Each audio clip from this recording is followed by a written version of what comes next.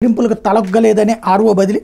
ఒంగోలు లోక్సభ నియోజకవర్గ వైకాపా అభ్యర్థి చెవిరెడ్డి భాస్కర్ రెడ్డి బెదిరింపులు తలొగ్గనందుకే ఎర్రగొండపాలెం ఆర్ఓ శ్రీలేఖను బాధ్యతల నుంచి తప్పించారని ఆ నియోజకవర్గ తెలుగుదేశం పార్టీ పరిశీలకుడు వేములకొండ శ్రీనివాస్ విమర్శించారన్నట్టు వార్తని హైలైట్ చేశారు. అది ఇందాక ఎన్నికల సంఘం చేసిందన్నారు, ఇప్పుడేమో ఎన్నికల సంఘం చేసినటువంటి బదిలీ వైసీపీ జేబించింది అంటున్నారు. అదే ఇక్కడ ఉన్నటువంటి తేడా.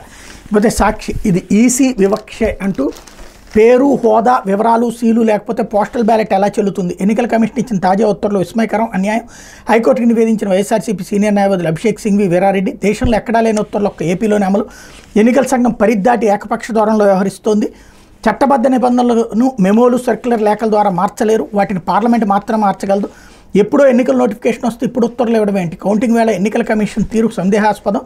ఎన్నికల్లో ప్రతి ఓటు కీలకం, అట్లాంటిది 5.39 లక్షల ఓట్ల విషయంలో బాధ్యత రాయిత్యం. మా ఆందోళన, ఫిర్యాదును సీఈసీ పట్టించుకోలేదు. నిబంధనలకు విరుద్ధంగా ఎన్నికల ప్రక్రియ ఉంటే కోర్టులు జోక్యం చేసుకోవచ్చు. ఎన్నికల సంఘం జారీ చేసిన తాజా ఏకపక్ష ఉత్తర్వులు రద్దు చేయాలని విన్నపం. ఫలితాలపై అభ్యంతరం ఉంటే ఎన్నికల పిటిషన్ వేసుకోవాలని ఎన్నికల సంఘం సీనియర్ న్యాయవాది అవినాష్ దేశాయ్.